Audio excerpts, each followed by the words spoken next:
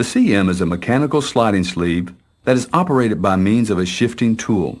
The CM can be ordered as CMD, shift down to open, or CMU, shift up to open.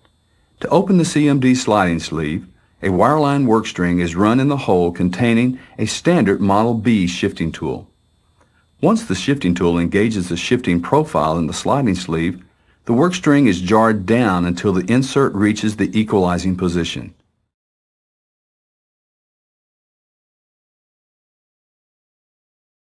Once the pressures have equalized, the shifting tool is jarred down until it reaches the open position.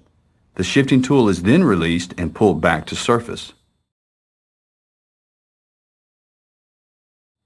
To close the CMD sliding sleeve, the Model B shifting tool is run in the well, but this time upside down. The shifting tool is allowed to pass through the sliding sleeve and then pull back up to engage the shifting profile. Once engaged, the work string is jarred up, shifting the insert to the closed position. Finally, the shifting tool is released and returned to surface. The SLCM, a slimline version of the CM, is available for gravel pack operation, and the CD6000, a lower pressure rated version of the CM, is also available for the low-end market. They both work under the same mechanical principles as the CM sliding sleeve.